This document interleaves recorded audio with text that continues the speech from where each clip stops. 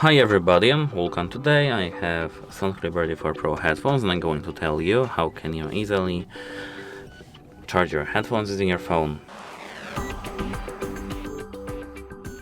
So at first you have to prepare yourself a phone that supports reverse charging. It doesn't has to be wireless charging, it has to be just wired reverse charging. For example, iPhone supports it.